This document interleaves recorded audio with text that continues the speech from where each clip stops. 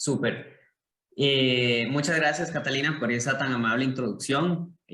Nos conocemos muchos de los que estamos acá, pero igual como esta es una grabación y este es un video de capacitación para personas que vienen a futuro, creo que es importante resaltar que lo que están por ver hoy, el trabajo que hemos realizado y el que vamos a presentar el día de hoy, es un esfuerzo conjunto. Todo lo que van a ver son cosas que hemos trabajado en estos últimos 2 años en colaboración con nosotros, los de GEM, en colaboración con las personas de la ciudad, con lo que llamamos el grupo técnico de la ciudad. El grupo técnico está compuesto por la oficina de la alcaldía, la Dirección Metropolitana de Gestión del Riesgo, la EPMAPS, la PUCE y el Servicio Geológico de los Estados Unidos. Este es un trabajo que es posible gracias a la donación de la Oficina de Ayuda Humanitaria de los Estados Unidos también, que es importante mencionar. Entonces, que quede claro que este es un trabajo colaborativo, es un trabajo que hemos hecho todos en conjunto y lo que están por ver el día de hoy es una parte de todo el trabajo que hicimos en TREC. TREC tuvo diversas componentes, la que vamos a ver el día de hoy es específicamente la evaluación del riesgo sísmico a nivel urbano para el Distrito Metropolitano de Quito. Entonces, la agenda del día de hoy es esta que ven aquí, en esta primera hora, y esperemos que nos dé tiempo porque hay mucho de qué hablar, pero la intención es que en esta primera hora hablemos de lo más importante que se hizo en el proyecto. Es como una reseña de lo que se hizo en el proyecto. Y la segunda parte es dónde está quedando la información del proyecto, cómo puedo acceder a la información del proyecto, cómo la puedo usar. Y esta segunda parte es más aplicada, yo voy a estar viendo el repositorio de la información, etcétera. Entonces me pueden también seguir en la pantalla todas las personas que quieran adueñarse de la información, ver dónde está la información, etcétera, etcétera. Entonces, esta primera parte sobre la evaluación del riesgo sísmico. Entonces, el riesgo sísmico, y siempre iniciamos nuestras capacitaciones diciendo que el riesgo sísmico son 3 cosas. A veces pensamos que el riesgo sísmico es la vulnerabilidad física. Entonces, es importante tener claro que el riesgo físico no solo es la vulnerabilidad física, es la exposición, qué tan expuesto estoy yo a eventos sísmicos, la amenaza, qué tan frecuentes son esos eventos sísmicos y qué tan fuertes son, y la vulnerabilidad. Entonces, ¿qué tan vulnerable soy yo a esos eventos físicos, a esos eventos sísmicos? ¿Qué tan vulnerables son las estructuras en las que habitamos ante esos eventos sísmicos? Entonces, el riesgo sísmico son 3 cosas fundamentales y durante el proyecto TREC trabajamos en estas 3 cosas fundamentales. Para venir a ver el riesgo, que es lo que vamos a ver al final, lo que quiero es explicar cómo llegamos hasta aquí, cómo llegamos hasta llegar a evaluar el riesgo, llegar a entender cuáles son las comunidades en más alto riesgo, cuáles son las pérdidas económicas, los afectados, etcétera, etcétera. Entonces, empecemos por la amenaza. ¿Okay? Entonces, la amenaza es un componente fundamental. Cuando hacemos una evaluación de la amenaza sísmica, lo que hacemos es tratar de entender todas las posibles fuentes de sismicidad que pueden afectar la ciudad, el distrito metropolitano y qué modelos de movimiento del terreno puedo yo utilizar para hacer estimaciones de qué tan fuerte podemos sentir los terremotos en la superficie. Para el modelo de riesgo que están viendo el día de hoy, que vamos a ver el día de hoy, nosotros utilizamos el modelo de amenaza de Ecuador, el más actualizado, que fue desarrollado por los autores Bobal et al. Este es un modelo del 2018, al cual ellos nos permitieron tener acceso a una rama promedio del modelo, y con este modelo fue que hicimos valoraciones de amenaza sísmica a nivel probabilista. Como les digo, ¿por qué se llama a nivel probabilista? Porque consideramos todos los posibles escenarios, todos los posibles eventos, todas las posibles fuentes sísmicas que vienen, qué tan frecuentes surgen los eventos sísmicos en esas fuentes, y eso viene a darnos una estimación de la amenaza, qué tan fuerte podamos sentir agitaciones del terreno en donde vivimos, en la ciudad. Y como bien lo mencionábamos al principio, Quito es parte de 3 ciudades del proyecto, pero Quito es especial porque la amenaza sísmica en Quito es significativamente alta. Aquí estamos viendo los mapas de amenaza promedio esperada para un periodo de 475 años, y estamos viendo que los valores de aceleración son bastante altos. Para ese periodo de retorno de 475 años, la amenaza en Quito es bastante alta. Entonces, aunque esta no es una presentación técnica, siempre me voy a meter en detalles un poco técnicos, pero aquí la conclusión general es que Quito está en un lugar de alta amenaza sísmica. Entonces, eso es un contribuyente importante al riesgo que vamos a ver al final. Pero hay otra cosa.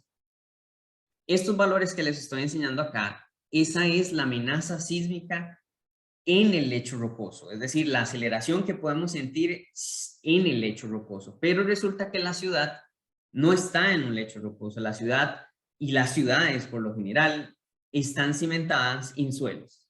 Y los suelos, cuando tienen mala calidad, son suelos blandos, decimos que tienen el potencial de amplificar la onda sísmica.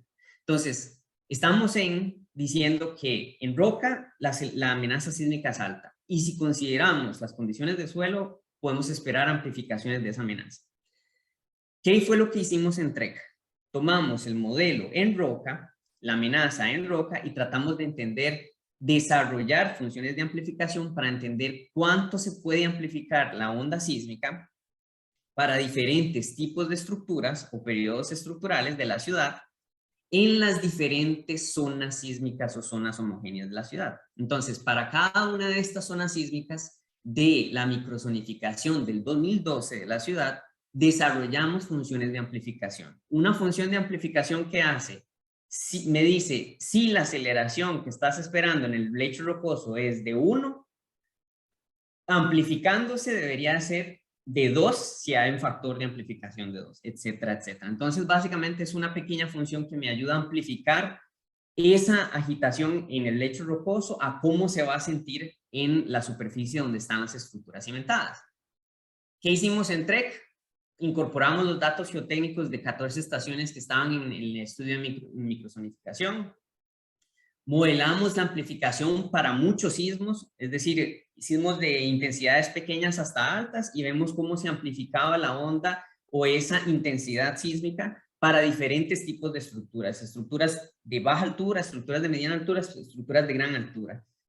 Porque estas estructuras están en la ciudad tiene este tipo de estructuras, entonces nos interesa entender esa amplificación para diferentes tipos de intensidades y diferentes tipos de estructuras. Entonces, tenemos una función de amplificación sísmica para cada una de las zonas sísmicas de la ciudad según la microzonificación del ERN 2012. Conclusiones muy importantes de esto. La amplificación sísmica en Quito, según estas funciones de amplificación desarrolladas utilizando este estudio, es significativa en todas las zonas de la ciudad, excepto en la MSQ11. ¿Okay? De hecho, la amplificación es mayor a 1 para todos los periodos y todas las intensidades que investigamos. Y hay casos en donde la amplificación sísmica puede llegar inclusive a un valor de 5. Por ejemplo, en la MSQ3, en los periodos de vibración grandes, en estructuras sumamente altas. Ok. Resulta que esto también está sucediendo en zonas como la MSQ2, MSQ10 y MSQ11. Me voy a volver al mapa para que ustedes vean cuál es la MSQ2, la MSQ10 y la MSQ11. Estas zonas son muy grandes y son de las más pobladas de la ciudad. Resulta que estamos teniendo una amplificación sísmica importante para los periodos o los tipos de estructuras más importantes de la ciudad en los lugares donde habita la mayor cantidad de personas en la ciudad.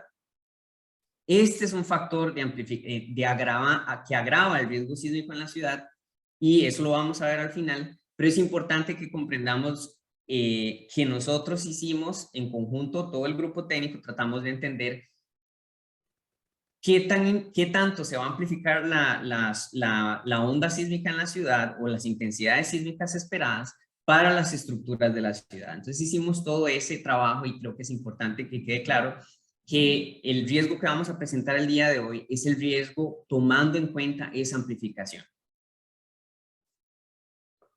Viendo la MSQ2, la MSQ10 y la MSQ11 más de cerca, ¿qué estamos viendo? Factores de amplificación muy grandes, mayores a 2, casi de 3, casi que para todos los niveles de intensidades, desde sismos pequeños o intensidades leves hasta intensidades muy altas, todas se van a ver amplificadas casi que para todos los tipos de estructuras. Estos colores, el gris, el rosado, el azul, el café, el rojo, son los diferentes tipos de estructuras pequeñas, medianas, grandes, etcétera. Y estamos viendo que hay una amplificación fuerte para todas las estructuras. Ese es el punto o el objetivo de esta diapositiva. ¿Y en dónde? En el 64% de los edificios y habitantes de la ciudad, porque son los que viven en estas zonas.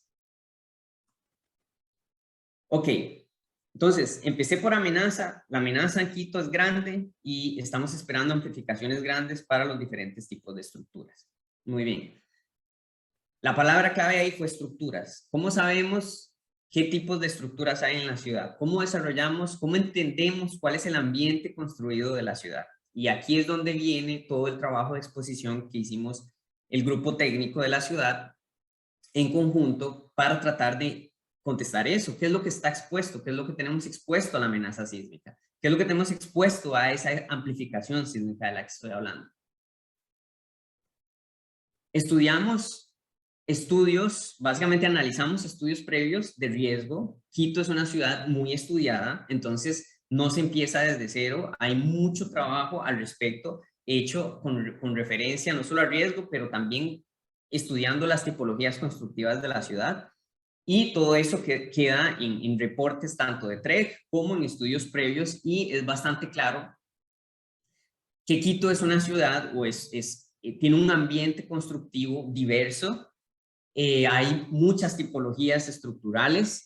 Hay estudios que dicen que tienen más de 100 tipologías estructurales. Ahorita van a ver cuántas determinamos dentro del proyecto TREC. Pero hay concreto reforzado, mampostería reforzada, mampostería sin reforzar, mampostería confinada, semiconfinada, adobe, etcétera. Es una ciudad que ha crecido mucho desde sus inicios coloniales, donde se construían adobe, en ladrillo de arcilla, etcétera, etcétera, a los edificios de concreto de gran altura que tenemos ahora, acero, etcétera, etcétera. Entonces, el ambiente construido es diverso. ¿Cómo determinamos qué es lo que está construido en la ciudad? No puedo irme muy en detalle en todo el trabajo que se hizo, pero voy a tratar de sintetizar el trabajo en esta parte. Y básicamente lo que hicimos fue tomar bases de datos de la ciudad, catastro, planificación del uso del suelo, censos de la ciudad, para entender cuántas estructuras hay en la ciudad, de qué están hechas, qué valor económico tienen y cuántas personas viven ahí. Y generamos una matriz, una capa constructiva de la ciudad que es georreferenciada. Sabemos dónde están esos edificios y sabemos cuántas personas. Hicimos estimaciones de dónde están esos edificios, cuántas personas viven ahí, qué valor económico tienen y de qué están hechos. El proceso es básicamente, tenemos una ciudad real que estamos tratando de entender y esa ciudad real está descrita en bases de datos. Entonces, utilizamos esas bases de datos, utilizamos variables en las bases de datos para venir a hacer un modelo que trata de representar a la realidad. ¿Ok? Con todas las incertidumbres que hay en el proceso y con todos los más y menos que hay en el proceso. ¿Por qué? Porque la ciudad es muy compleja y las bases de datos no son perfectas. Mientras hacíamos el estudio nos dimos cuenta que Catastro tiene sus problemas. Es algo que de hecho desde la alcaldía se ha estudiado mucho. José Marrero ha hecho un excelente trabajo tratando de entender el catastro de la ciudad, si está completo, si no está completo, qué le falta, qué se puede agregar, etcétera, etcétera. Y a lo que llegamos es a un modelo de exposición que es una representación de la ciudad, es una representación simplificada de la ciudad, pero el modelo de exposición lo que trata de decirnos es dónde están las estructuras, de qué están hechas y cuántas personas viven ahí, cuál es el valor económico. Entonces empezamos hablando de zonificaciones sísmicas y de amplificaciones sísmicas y mediante el modelo de exposición podemos entender quién vive en esas zonas sísmicas y de qué tipo de estructuras hay en esas zonas sísmicas, porque dijimos que ciertas se amplifica mucho la intensidad de ciertas tipologías constructivas. Ok, ¿cuántas personas hay en esas tipologías constructivas, en esa MSQ10, en esas zonas sísmicas? Y eso es lo que nos dice el modelo de exposición que derivamos utilizando este proceso en el cual utilizamos las bases de datos de la ciudad. También incorporamos conocimiento existente. Y aquí, por ejemplo, tenemos una base de datos elaborada por el profesor Carlos Eli y sus colaboradores en la PUSE, en donde justo la parroquia, que siempre nos preocupa debido a la calidad constructiva, debido a su edad constructiva y a su importancia para la ciudad, el centro histórico, tenemos justo para el centro histórico más de 2.000 edificaciones levantadas por estudiantes, en donde se sabe o se ha hecho el estudio y el esfuerzo de entender de qué están hechas, cuántos pisos tienen, qué tipo de cubierta tienen, qué tipo de mampostería tienen. Y de esa manera hacerles una caracterización física, tratar de entender de qué están hechas y de esa manera tratar de capturar bien ese comportamiento de las estructuras, cómo se pueden comportar a la hora de un sismo. Entonces tenemos un modelo de exposición traído de bases de datos o derivado de bases de datos, y también tenemos partes en el modelo de exposición en el centro histórico que vienen de levantamientos reales. ¿Okay? Ese comentario es nada más para que entiendan que el modelo de exposición siempre es una simplificación de la realidad y siempre se puede mejorar haciendo levantamientos para la ciudad e incorporándolos en el modelo de exposición. En conclusión, en TREC mejoramos los modelos existentes, ¿ok? Antes habían modelos de exposición, ya sea del proyecto SARA o de proyectos de investigaciones anteriores que describen la ciudad. En el proyecto TREC nos dimos a la tarea de mejorar la resolución del modelo, incrementar el número de puntos, tratar de verlo con una mejor granulometría, capturar otros sectores, porque previamente muchos se centraban en el sector residencial. Durante TREC tratamos de capturar no solo estructuras residenciales, sino también comerciales, industriales, uso mixto, educativas, institucionales, salud. Entonces, es otra mejora importante al modelo de exposición. Tratamos de incorporar la población, los habitantes que hay según los censos, y tratamos de incorporar proyecciones también de la población en el modelo de exposición. Tratamos de entender y tuvimos muchas reuniones para entender si el valor económico que tienen las estructuras en catastro es real o es ficticio y qué valor económico deberíamos usar para la ciudad.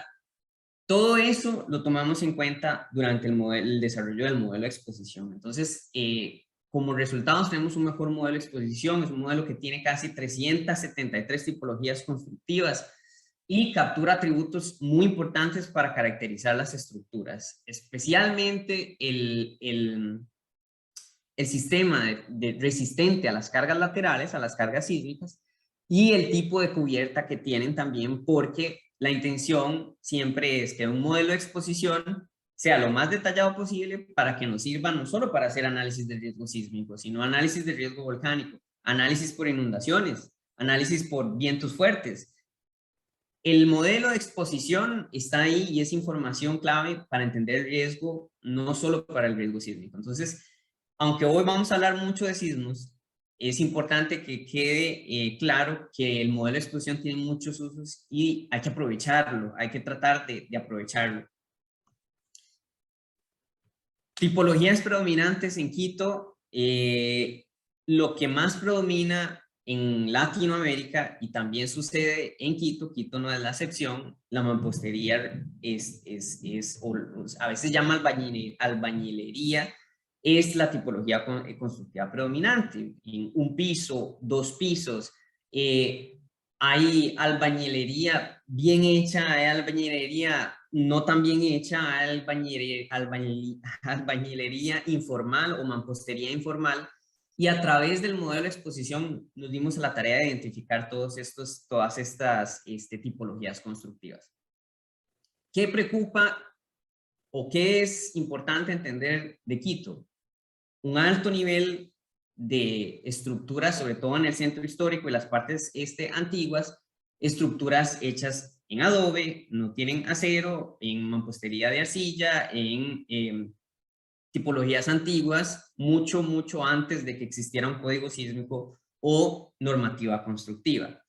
Y también hay construcciones modernas o recientemente hechas en los últimos 10 años que tampoco siguen necesariamente a cabalidad el código sísmico. Entonces tenemos una mampostería que es medio confinada en ciertos paños, pero los paños tienen aberturas muy grandes y tienen unas irregularidades importantes y a veces no tienen acero o probablemente no tienen acero. Entonces, es importante entender que en Quito esa informalidad constructiva tiene una influencia importante en el riesgo sísmico y ahorita lo vamos a ver en números. Otra cosa importante, las alturas. Casi que independientemente del material, en Quito, y aquí estamos viendo este 1 y este 2, este azul fuerte y este azul un poco más fuerte son las tipologías más predominantes, las alturas más predominantes. Sea en concreto, colado en sitio, sea en mampostería, sea en concreto, sea en adobe, sea en mampostería no reforzada, sea en madera. 1, 2 y 3 pisos es la mayoría de las construcciones, ¿de acuerdo? ¿Por qué 2 y 3 pisos son tan importantes? Y ahorita lo vamos a ver por qué. Porque los 2 y los 3 pisos están justo en el periodo que ve las amplificaciones más grandes. Entonces eso es importante que quede claro que es un agravante de riesgo para la ciudad. Ya cerrando el tema de exposición, nos dimos a la tarea de entender la amenaza, entender cómo se amplifica, entender dónde viven las personas, en qué alturas, en qué zonas sísmicas, cuánto hay expuesto humano, económico en la ciudad, cómo pasamos a hacer estimaciones o valoraciones de pérdidas económicas, humanas, de daño. Pues pasamos de tipologías constructivas, pasamos de entender tipologías constructivas a tratar de entender respuesta sísmica, ¿ok? Y para eso utilizamos los famosos modelos de fragilidad sísmica. Los modelos de fragilidad sísmica no hacen otra cosa que tratar de encontrar una correlación entre qué tan fuerte es la agitación del terreno y qué es el nivel de daño que yo puedo esperar en una estructura. Por lo general, lo entendemos bien o es una correlación natural. Entre más pequeño es el sismo, pues menos probabilidad hay de que exista daño. Pero entre más grande, más violenta la agitación del terreno, ya podemos ver probabilidades grandes de que la estructura sufra daños, ¿ok? Y los daños los transformamos en pérdidas y de esa manera entendemos personas desplazadas, etcétera, etcétera. Y esto me Alejandro, lleva a esta... hola, soy Hugo. Hola, Hugo. Puedes ponerle al anterior una tontería. Estos que vemos aquí no son sismogramas, sino son o pasos o rayos, entonces deberían poner unos sismogramas más bien nada más. Ok. Listo. Entonces, la fragilidad es eso que nos permite entender o pasar de ese daño, digamos, de la intensidad que tenemos de cualquier sismo que sea, de tener intensidades a poder estimar estados de daño, ya sea daño ligero, daño moderado, daño extenso, completo, colapso. Y para Quito específicamente utilizamos más de 190 modelos de fragilidad. Acuérdense que yo dije que teníamos 373 tipologías constructivas identificadas a través de la exposición. Pero en la literatura no hay 373 funciones de fragilidad. Entonces, tenemos que asociarlas a lo que tenemos, al conocimiento que existe con respecto a la fragilidad sísmica. Y estamos usando para Quito 190 modelos de fragilidad que nos permiten estimar diferentes estados de daño para la estructura, ligero, moderado, extenso, completo y colapso. Y adicionalmente tenemos diferentes modelos de consecuencias. Los modelos de consecuencias nos permiten pasar de ese daño a, ok, si una estructura sufre cualquiera de estos estados de daño, ¿cuántos desplazados implica? cuántos heridos de gravedad implica, cuántas muertes implica, fatalidades, y cuántas pérdidas económicas implica reparar ese daño. ¿Ok? Y aquí es importante siempre mencionar que en este estudio de riesgo, cuando hablamos de valor de reemplazo y de que hay que reemplazar una estructura, el costo estimado es el costo de construir esa edificación, y esa edificación tiene que tener calidad constructiva, es decir, bajo normativa sísmica. Si se cayó una estructura de mampostería no reforzada, el costo de volverla a construir no es el costo de volverla a construir con mampostería sin refuerzo, es el costo de volverla a construir siguiendo los lineamientos del código. ¿Okay? Entonces esa es una aclaración importante. Y de nuevo, con los modelos de consecuencia pasamos de entender daño o de ver daño a ya impacto para la ciudad, muertos, heridos, desplazados, pérdidas económicas.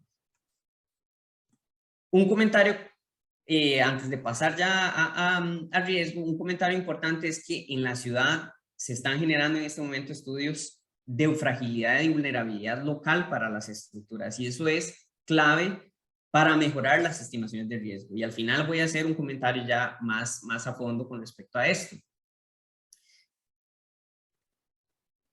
Ya vimos amenaza, ya hablamos de amplificación, hablamos de dónde vive la gente, las estructuras, qué es lo que tenemos expuesto, y hablamos de cómo tenemos fragilidad para esa caracterización de la ciudad, y con eso podemos hacer estimaciones de riesgo. ¿Ok? Entonces ahora sí podemos empezar a hablar del riesgo.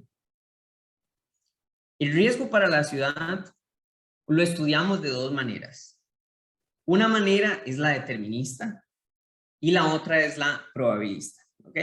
Cuando hablamos de determinista, estamos hablando de que hicimos una selección de escenarios sísmicos, ¿ok? Y en esta selección de escenarios sísmicos, cada uno de los escenarios que escogimos están completamente definidos. Por eso se llama determinista. No estamos preguntándonos qué tan probable es que suceda esto o lo otro. Ya identificamos escenarios relevantes para la ciudad, que son importantes para la ciudad, y estimamos el riesgo para estos escenarios. Escenarios históricos, dos, el de 1906 y el de 2016. Y escenarios según sismicidad esperada, estos son escenarios determinados que son escenarios plausibles para la ciudad, son escenarios que pueden suceder y que pueden tener un impacto muy adverso para la ciudad. Esto se hace a través de un estudio de desagregación sísmica, de la amenaza sísmica, y en este es un trabajo que hicimos en conjunto con el Servicio Geológico de los Estados Unidos. De hecho, tenemos a Robert aquí que nos acompaña. Ellos fueron los que hicieron esa desagregación sísmica, determinaron junto con la oficina de la alcaldía, Hugo Yepes también está aquí, cuáles sismos pueden ser importantes, los más adversos para la ciudad o los los que pueden ser más útiles para entender preparación, para entender qué puede suceder en la ciudad en caso de que se nos den sismos cerca de la ciudad. Y como pueden ver,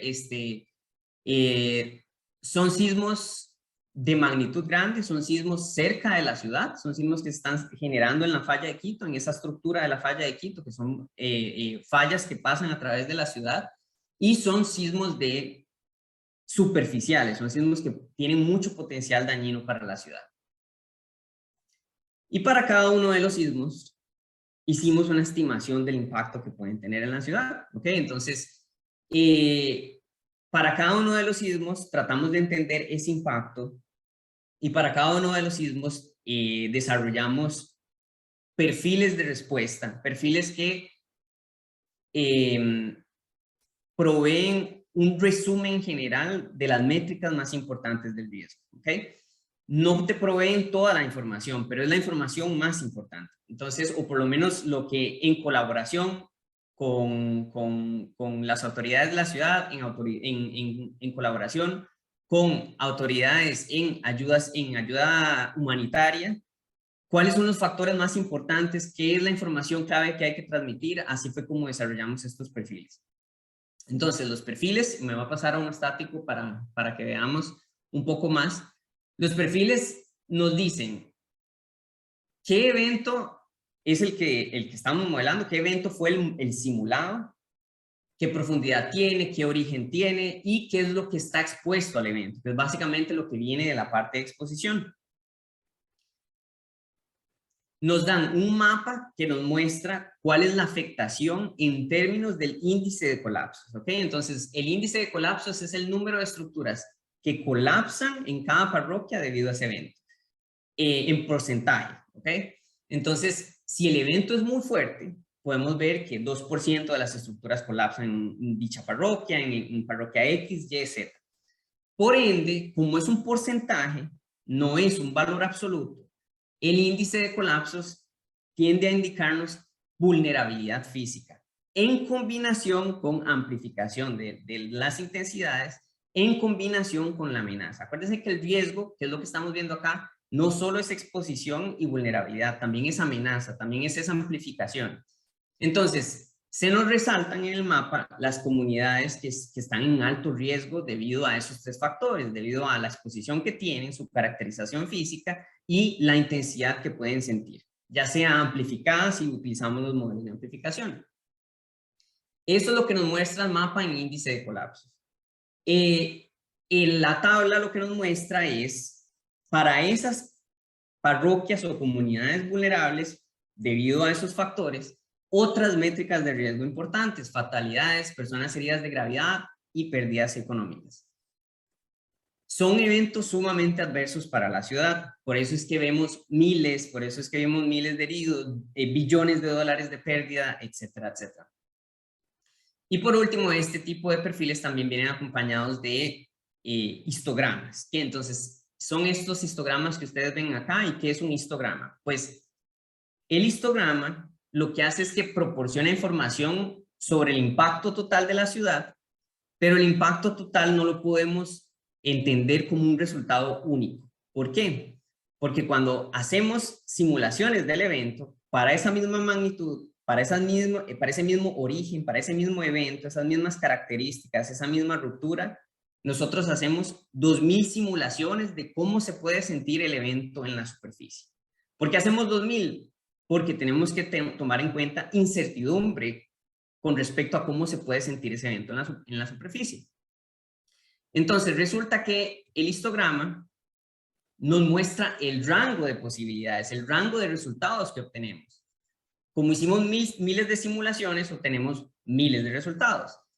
¿Qué vemos en el histograma? Los resultados más favorables, en los cuales la agitación del terreno quedó resultó ser mucho menor de lo esperada para un evento de esa magnitud. Esas simulaciones que son las más favorables quedan en este lado del histograma, en el lado izquierdo, en el lado donde las pérdidas son menores.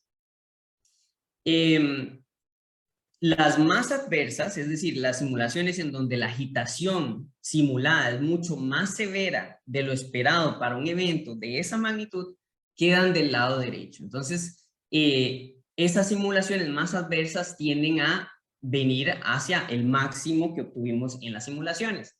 Y el promedio se centra en donde están las simulaciones cerca del promedio, cerca del resultado más esperado, ¿ok? Entonces, es importante comprender, y lo hablábamos con diferentes personas, cuando mostramos resultados de impacto, no es bueno dar solo un resultado. Hay que entender y tratar de transmitir de que existe incertidumbre, y a veces nos decían, mejor mostremos un rango, y a veces nos decían, mejor mostremos un histograma. Resulta que podemos mostrar tanto el rango como un promedio junto con el histograma. Entonces, de esa manera entendemos ese promedio, qué tan probable es, este máximo, qué tan probable es, etcétera, etcétera. Entonces, eso es lo que nos muestran los histogramas. Y para cada uno de esos eventos tenemos un perfil de riesgo. Entonces, para cada uno de esos eventos importantes que determinamos para la ciudad, tenemos un perfil de riesgo. Y la intención del perfil de respuesta para estos escenarios es que nos ayuden a entender ese impacto mayor, ese rango de posibilidades, y nos preparemos. Digamos, la capacidad de la ciudad es suficiente para responder a un evento de este tipo. ¿Qué haríamos en un evento, ante un evento de este tipo, de esta magnitud?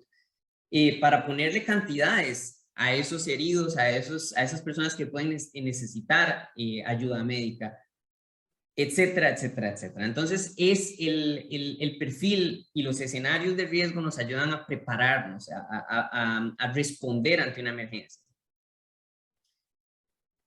Pero también estudiamos el riesgo de una manera probabilista.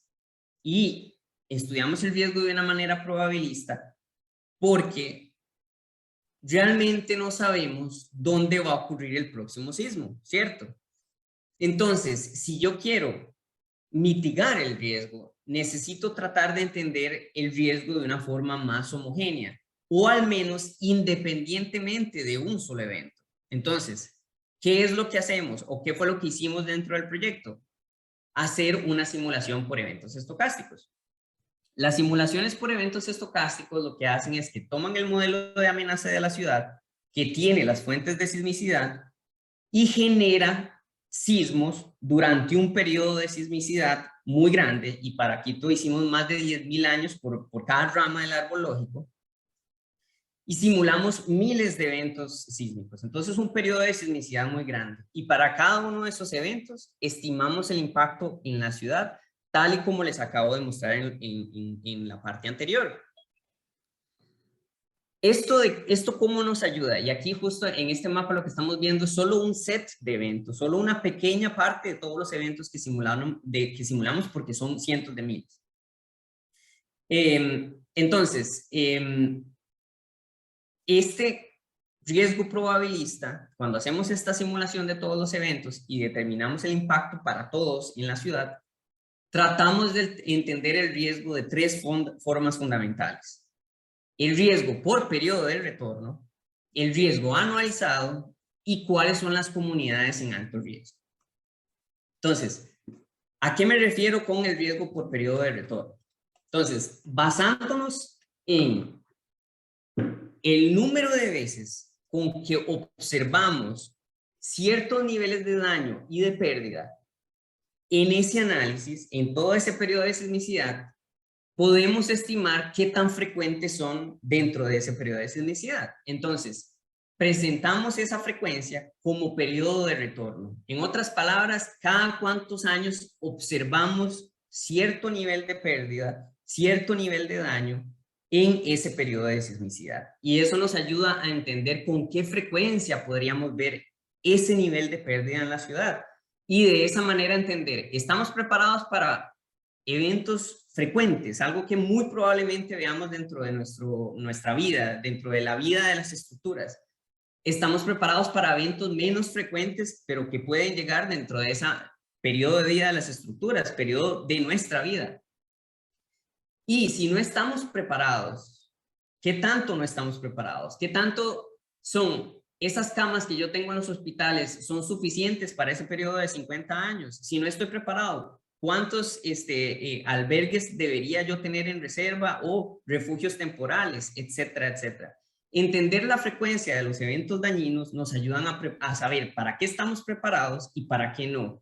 Y para los que no estamos preparados, venir con estrategias para tratar de mitigar esa falta de preparación o esa falta de recursos. Mucha gente que hace para prepararse para los eventos de gran impacto, pero menos frecuencia.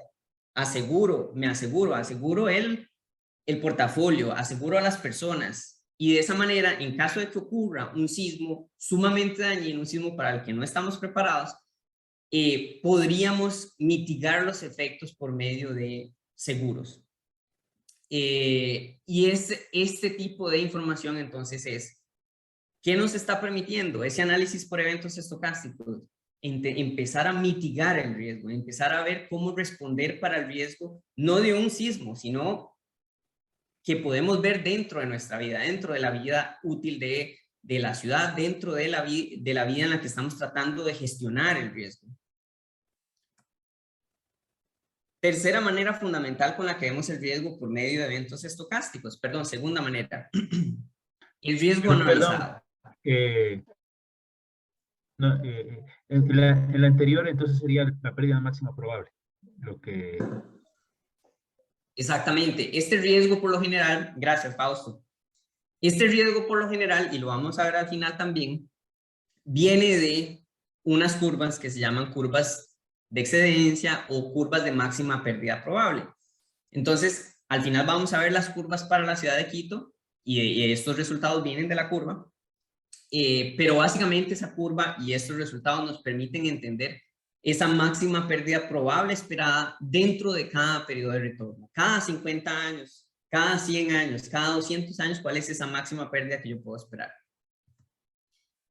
Segunda manera fundamental, el riesgo anualizado. El riesgo anualizado es el riesgo que obtenemos al tomar todo el daño y todas las pérdidas que registramos durante todo ese periodo de sismicidad. Las tomamos todas, las sumamos todas, las agregamos todas y las dividimos entre la duración del periodo. De esta manera consideramos todos los posibles sismos potencialmente destructivos para la ciudad y al anualizarlo entendemos el riesgo promedio en el que está la ciudad cada año. Es por eso que el riesgo anualizado es útil para la asignación de recursos y para planificar estrategias de mitigación del riesgo. Por ejemplo, cuando yo agarro el riesgo anualizado en Quito y veo que anualmente las pérdidas se concentran, por ejemplo, por tipología constructiva en las estructuras de 2 y 3 pisos. Eso es lo que nos está diciendo el riesgo anualizado, que ya lo veníamos casi pronosticando de lo que veníamos hablando de amplificación, exposición, etc. Y esto, ¿qué nos ayuda a identificar aquí? Que si queremos mitigar el riesgo de una forma efectiva, concentrémonos en esa construcción informal, en la gente que tiene un segundo piso y quiere construir un tercero. Ese tercer piso está dentro de la norma. ¿Cómo hacemos para tratar de traer ese tercer piso a la norma, etcétera, etcétera? Porque ahí es donde está el riesgo, sobre todo el riesgo de fatalidades, 2 y 3 pisos, colapsos, 2 y 3 pisos. Pérdidas económicas es diferente porque ahí viene a jugar un papel importante la construcción que tiene muy buena calidad. También la construcción que tiene gran capital expuesto tiende a aportar mucho a las pérdidas económicas. Entonces, pérdidas económicas, ahí hay una contribución importante de la construcción que no es informal necesariamente. Pero al ver el riesgo de esta manera, logramos entender dónde nuestros esfuerzos podrían ser más efectivos mitigando el riesgo.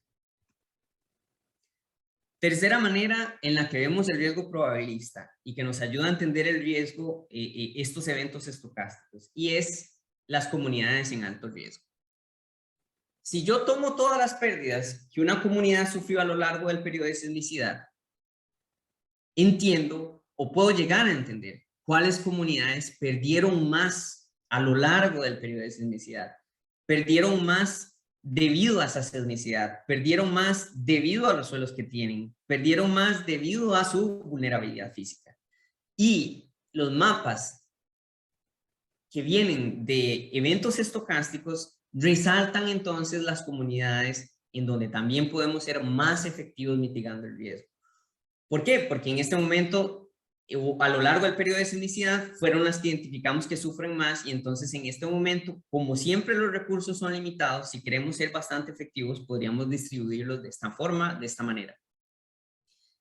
Importante, el día de hoy y vamos a ver los perfiles de riesgo para parroquias, pero pueden estar a nivel de barrios, pueden estar a nivel de administraciones zonales. Es decir, el riesgo, las comunidades en alto riesgo las podemos ver en cualquier nivel administrativo que sea conveniente para las acciones de mitigación del riesgo.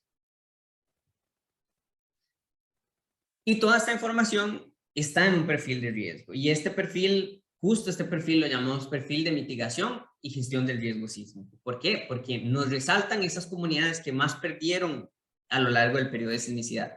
Nos resaltan otras métricas de riesgo en esas comunidades. Pérdidas económicas, fatalidades anuales, índice de colapsos anuales, cuánta gente hay ahí, cuánta gente hay expuesta en este momento, cuál es el capital expuesto en ese momento ahí. Pusimos esas tres maneras de entender el riesgo de forma fundamental están en este perfil. Entonces tenemos comunidades en alto riesgo, tenemos el riesgo anualizado y tenemos el riesgo por periodo de retorno o por máxima pérdida probable, como bien nos decía Fausto. Ya para terminar, porque ya vamos para 1 hora y todavía falta la segunda parte que es bastante interesante. Conclusiones importantes de todo este trabajo en conjunto. La número 1 es que el distrito metropolitano tiene un nivel alto de riesgo sísmico. Debido a su sismicidad, debido a esa amplificación, debido a esa vulnerabilidad física, a esa informalidad constructiva de la cual estaba hablando.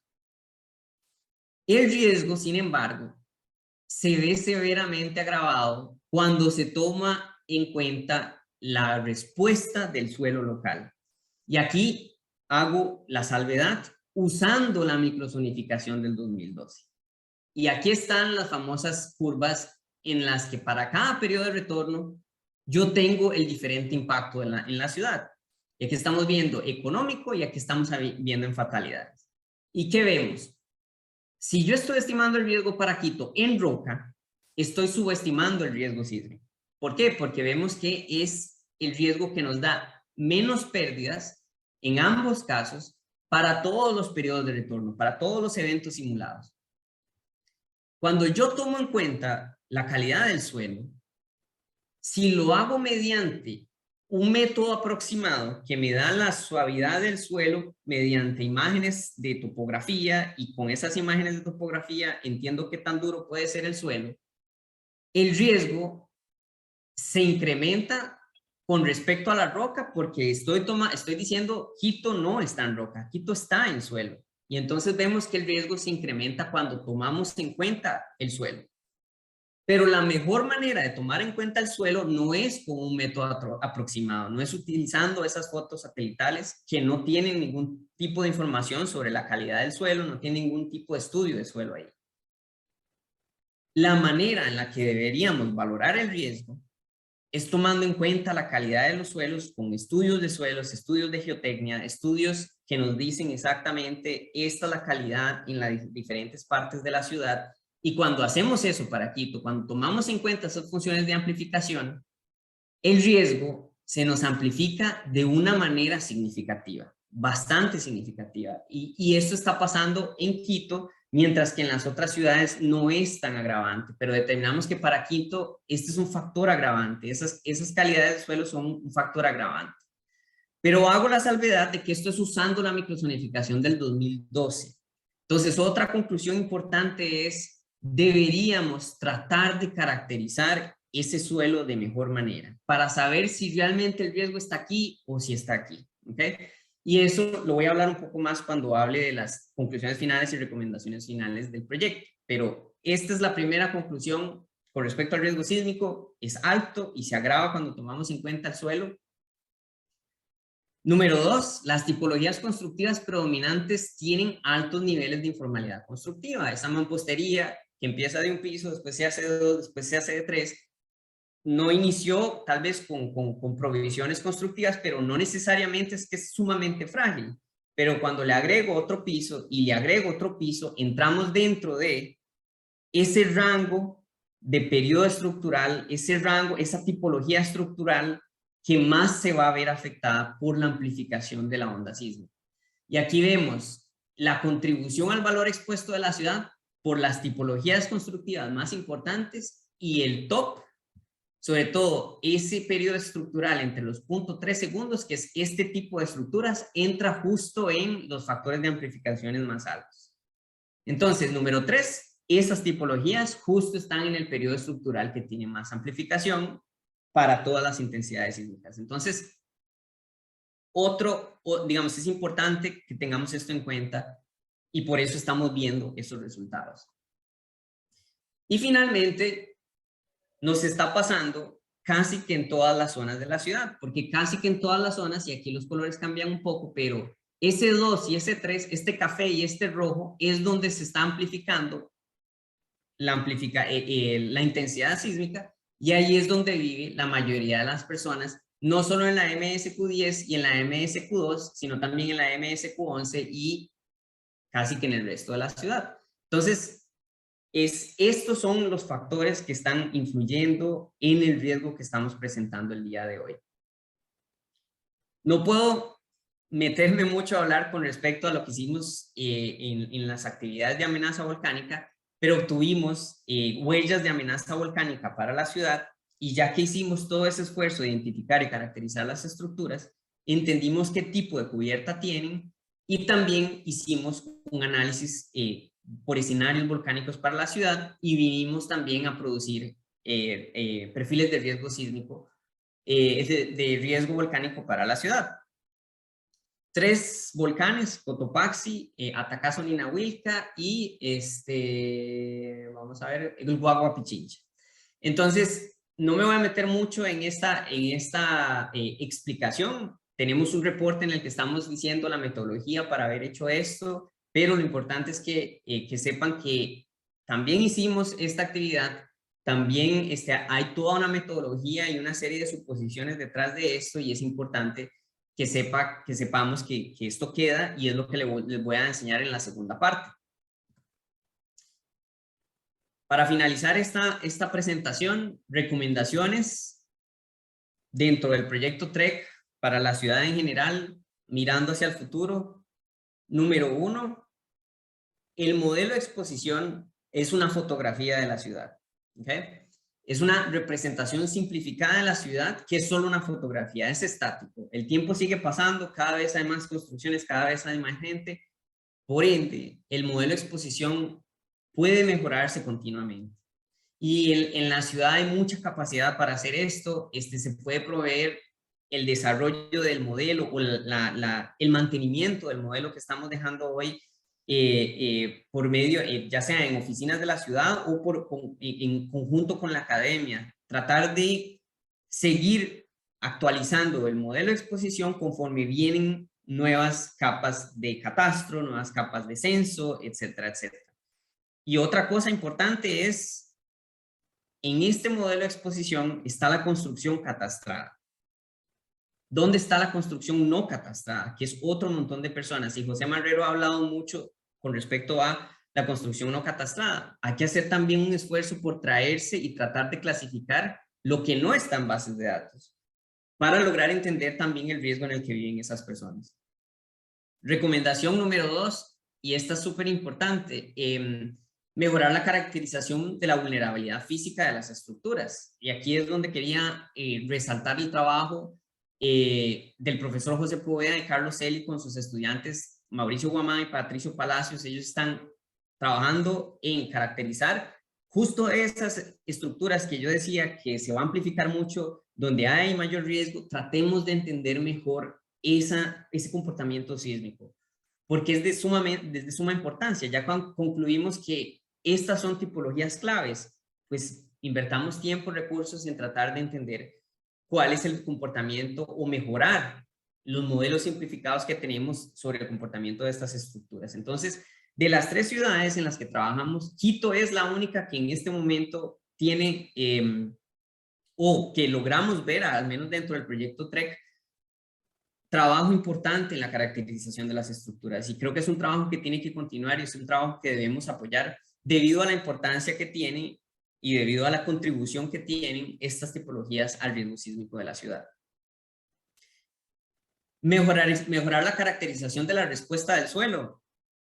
Y lo he estado diciendo mucho durante la presentación. Tomar en cuenta la calidad del suelo es fundamental. Si no se toma en cuenta la calidad del suelo, subestimamos el riesgo. Pero las funciones de amplificación que desarrollamos dentro de TREC están usando una microsonificación sísmica que no es la más actualizada. La microsonificación sísmica más actualizada en este momento se está trabajando para la ciudad, y cuando esté disponible es sumamente importante actualizar las funciones de amplificación y asegurarnos de que el riesgo, ver si el riesgo se está amplificando de esa manera, de la manera que estamos presentando hoy. Entonces creo que es importante también darle seguimiento a esa caracterización del suelo, a esa microsonificación sísmica, porque esta microsonificación sísmica es fundamental para este estudio del riesgo, para el riesgo, para entender realmente el riesgo de la ciudad. ¿Cómo hacemos todo eso? El modelo de exposición, la vulnerabilidad física, el suelo, fortalecer lazos entre la academia y las oficinas de gestión del riesgo, en este caso la Secretaría de la Dirección Metropolitana de Gestión del Riesgo, y creo que ese lazo está quedando muy bien consolidado dentro de TREC, porque el grupo técnico está compuesto tanto por esas oficinas y por lo menos el profesor Carlos Eli, Fausto de la EPMAPS, es decir, siempre queda este grupo técnico que debería continuar y debería seguir fortaleciéndose ese lazo, de manera que los tomadores de decisiones siempre tengan un soporte técnico, un apoyo técnico que viene de la academia, que viene de la industria. Capacitación continua con respecto a entender el riesgo sísmico. Para Quito es importante, pero una conclusión importante, tal vez para mí, para Catalina, es que en Quito está toda la capacidad académica, técnica, todos ustedes entienden muy bien el riesgo sísmico, pueden hacer excelentes investigaciones con respecto al riesgo, he visto excelentes investigaciones con respecto a vulnerabilidad, excelentes trabajos con respecto a la exposición por parte de José Marrero y Hugo Yepes en la alcaldía. La capacidad está realmente en Quito, entonces lo que hay que hacer es seguir apoyándola, seguir dándole seguimiento y seguir manteniendo ese compromiso, digamos, ese nivel de atención en el tema del riesgo sísmico. Prepararnos más ante las emergencias utilizando este tipo de estudios. Entonces, recomendación, que lo que estamos dejando el día de hoy, y es lo que vamos a ver en la segunda parte, dónde está quedando toda la información, dónde están esas funciones de amplificación, dónde está ese modelo de exposición. Lo que está quedando el día de hoy, que no quede guardado, que no quede en un repositorio, que pase a ser a informar políticas de preparación, políticas de respuesta para la ciudad. Y esto es muy interesante porque el día de hoy está quedando listo todo para que si en el futuro ocurre un sismo y se genera una estimación de ese sismo en la ciudad, lo ponemos en el modelo de hoy y podríamos tener una estimación rápida de cuál fue el impacto del sismo que acabamos de sentir hace 10 minutos, 15 minutos, y podríamos hacer y apoyar actividades de respuesta. Entonces, estimaciones rápidas del impacto de eventos sísmicos usando Shake Maps. Los escenarios que vimos el día de hoy, todos hechos con Shake Maps. Los Shake Maps se hacen disponibles después de un evento y se puede hacer una caracterización rápida, una estimación rápida de el impacto que puede tener ese evento que acabamos de sentir hace 10, 15 minutos en la ciudad y empezar a responder de la manera más rápida posible y de la manera más efectiva posible. Y ya con esto termino la explicación de todo lo que hicimos dentro del proyecto TREC. Creo que es una explicación sumamente rápida, no le hace justicia a todo el trabajo que el grupo técnico puso dentro del proyecto, pero es lo que puedo explicar dentro de una hora y está quedando toda la documentación, están quedando todos los modelos disponibles para que nos vaya. Si a alguien le interesa ese perfil, ¿qué quiere decir desplazado? Hay un reporte en donde dice exactamente qué es un desplazado, cómo asumimos que una persona queda desplazada, etcétera, etcétera. Y esa información está quedando disponible el día de hoy y es justo lo que vamos a ver en la segunda parte. Entonces, si les interesa, esta primera parte fue como muy introductoria, pero si les interesa ya ir a ver archivos, ya ir a ver mapas, ir a ver esas funciones de amplificación, les recomiendo que se queden para la segunda parte.